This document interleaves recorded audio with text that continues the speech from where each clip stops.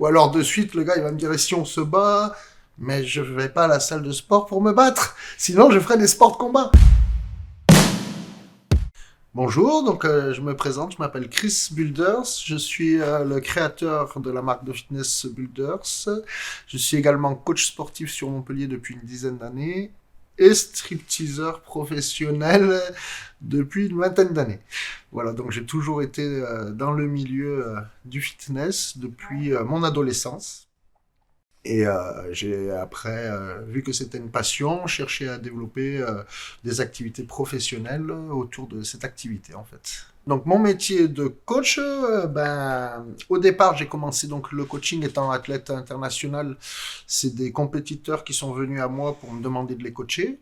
Après, donc, j'ai fait pas mal d'athlètes en compétition que je suivais en coaching.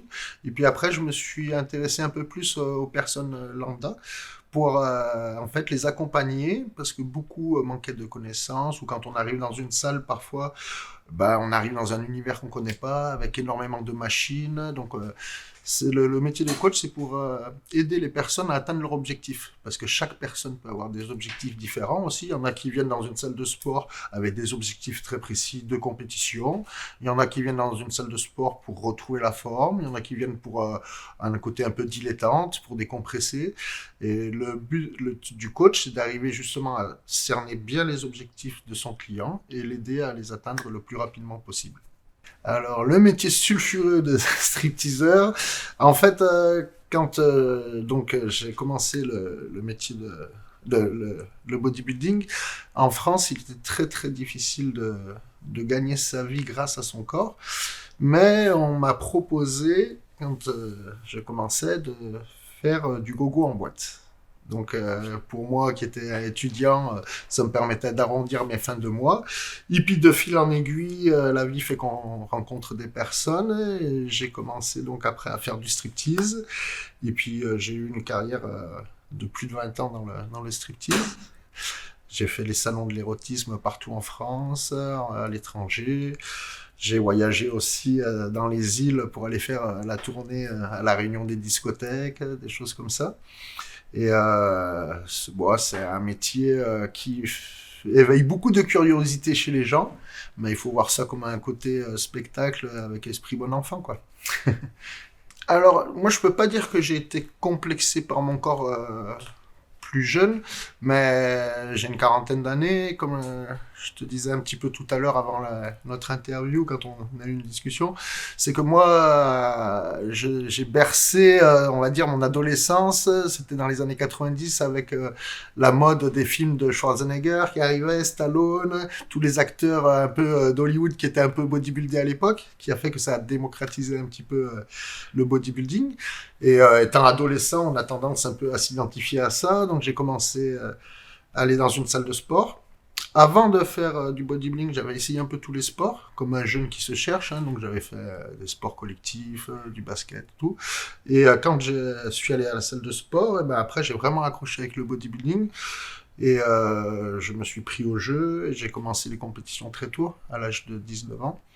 Et puis après, de fil en aiguille, on rentre dans les compétitions, on a envie toujours plus. Et puis après, j'étais rentré dans le milieu de la compétition, donc c'était vraiment intéressant aussi de voir que justement, contrairement à ce que pensent les gens, le bodybuilding c'est vraiment une préparation physique. C'est-à-dire que le vrai bodybuilder, il va chercher toute l'année à être au top un seul jour. Du moins au top pour lui, c'est donc sur des critères sportifs très particuliers, c'est-à-dire qu'il faut arriver à avoir le plus de masse possible, à être le plus équilibré possible et à être le plus sec possible. Donc on parle vraiment d'une préparation physique et quand on s'y intéresse, c'est très très intéressant parce que pour cela, il faut arriver à avoir l'entraînement adéquat, l'alimentation adéquate et le complément alimentaire adéquat. Donc on pourrait croire que c'est un sport de bourrin qui va à la salle sans trop réfléchir, alors que pas du tout. Les vrais bodybuilders qui font de la compétition, c'est un sport très très difficile parce que justement, en dehors de la salle, ils continuent en ayant une hygiène de vie qui est très très stricte. Oui, c'est vrai que surtout en France, le stéréotype du mec qui fait du sport, qui a pas trop grand-chose dans la tête, c'est très français, parce que justement, ayant fait des compétitions à l'international, quand on allait dans d'autres pays, eh ben, les gens sont beaucoup plus réactifs et beaucoup plus enthousiastes à nous voir, ils font des photos. En France, on a un petit peu de mal avec les personnes qui, justement, font attention à leur corps, parce que soi-disant, on est narcissique. Ce qui me fait un peu rigoler, parce que quand on est dans une société où les trois quarts des gens font des selfies pour des raisons qui ne sont même pas sportives, bon, après ça, c'est la société actuelle, hein, mais donc voilà. Bah, le bodybuilding, c'est vrai que ça peut être fait par tout le monde. Après, ça demande une hygiène qui est, comme on disait tout à l'heure, hyper stricte. Donc c'est vrai que il n'y a pas beaucoup de monde qui en font parce que déjà l'hygiène hyper stricte, bon bah c'est pas toujours compatible avec son activité professionnelle. Si la personne a si quand on a des enfants, par exemple, parce que quand on veut faire vraiment du bodybuilding en compétition, il faut se consacrer qu'à ça, c'est-à-dire avoir l'alimentation, le repos et l'entraînement. Donc autant vous dire que si il faut s'occuper des enfants ou une activité professionnelle à côté qui est très prenante, ça va être très très très compliqué. Après, je pense que malgré tout, le but ultime, c'est d'arriver à trouver son équilibre. C'est-à-dire que même si la personne ne fait pas de la compétition, mais qu'elle se sent bien dans sa peau grâce à ces 2-3 séances de salle par semaine, c'est le principal. C'est que la personne, elle se sente bien et que ça lui apporte du positif. Ben, je pense que comme j'ai commencé très très jeune le bodybuilding, ça a fait de moi la personne que je suis aujourd'hui. Parce que quand, quand on se sent bien déjà dans sa peau, on dégage du positif et on attire du positif. Hein. Ça, c'est le truc courant. Hein. Quand on ne se sent pas bien, ben, on attire forcément du négatif à nous. Le bodybuilding, moi, m'a permis de me sentir vraiment bien dans ma peau, d'arriver, comme je te disais tout à l'heure, à avoir des métiers qui m'ont permis de voyager. Grâce aux compétitions aussi, j'ai pu voyager grâce à ce sport. Donc, pour moi, c'est un épanouissement personnel super satisfaisant, quoi. Hein, c'est-à-dire... Ben, c'est sûr que le bodybuilding ou le fitness en règle générale peut aider les personnes à se sentir bien dans leur peau, ça c'est sûr. Moi, en étant coach, j'ai beaucoup de personnes qui viennent qui sont en surpoids. Bon, ben, quand ils perdent 20-30 kilos, après, ils me remercient en me disant Chris, ça a changé ma vie.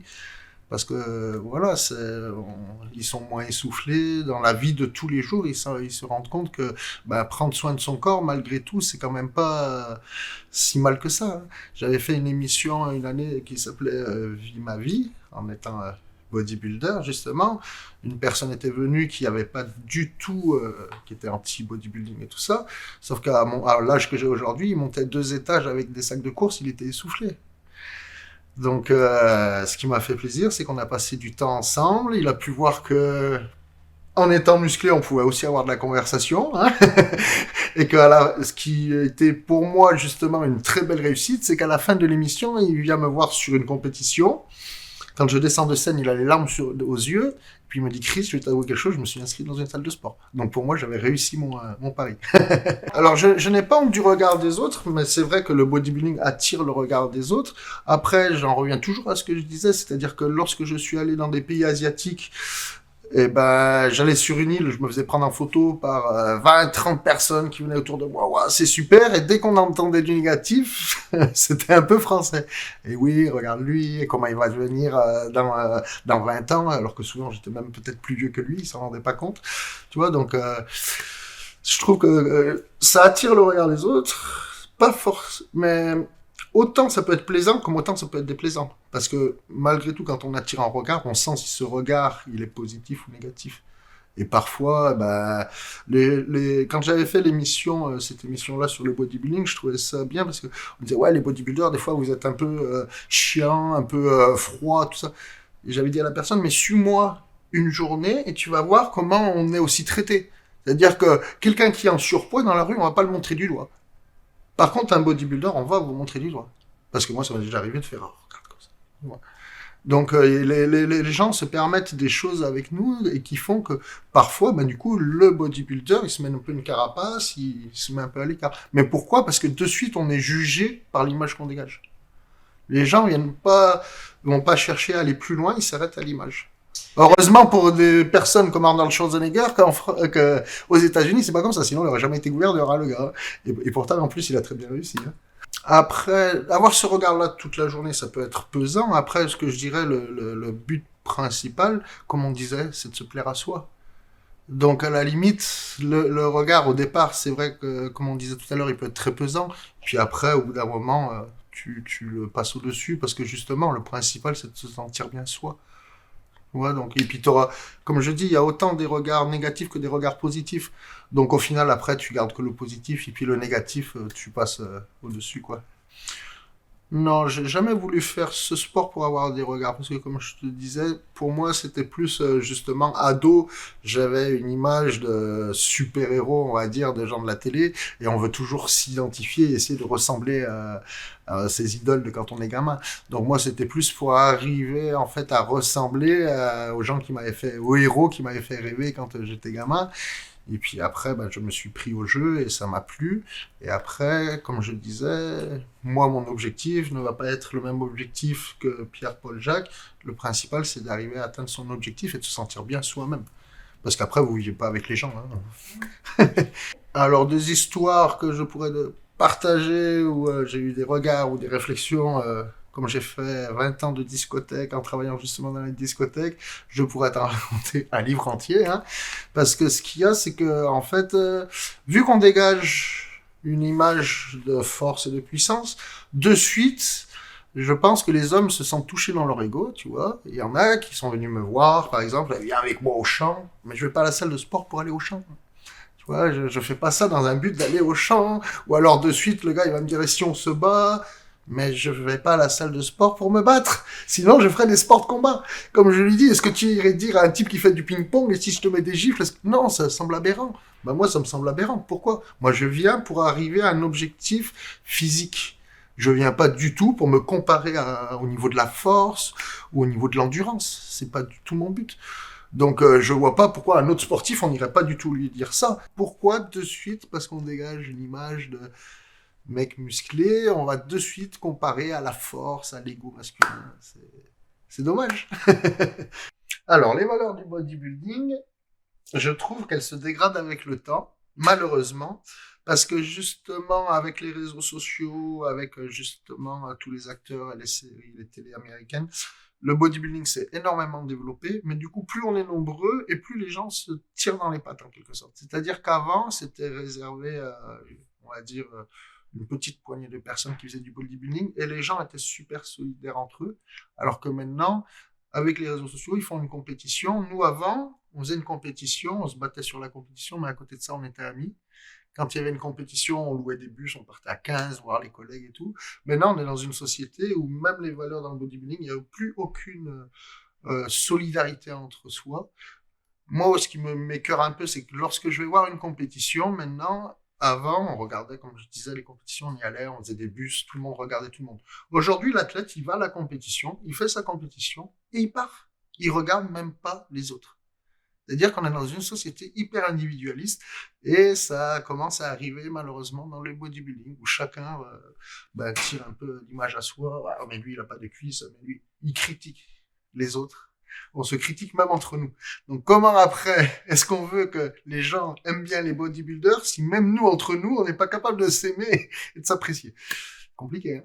Donc je trouve dommage l'image que et les valeurs que prennent le bodybuilding, ça n'a plus rien à voir avec avant où on était vraiment en quelque sorte une sorte de famille solide.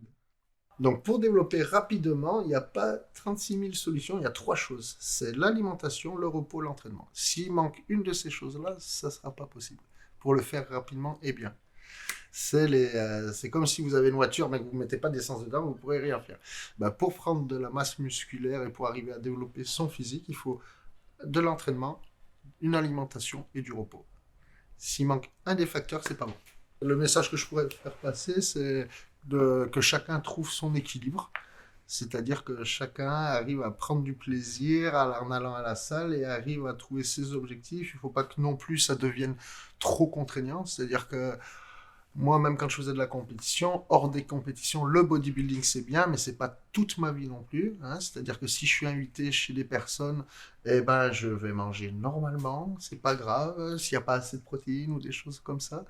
Mais voilà, je pense que le principal, c'est que chacun trouve son équilibre et tout le monde peut arriver à être bien dans son corps s'il travaille. Tout le monde peut y arriver avec le travail. Et voilà, je pense que c'est le but ultime, d'arriver à faire du sport pour se sentir mieux dans son corps et mieux dans sa vie.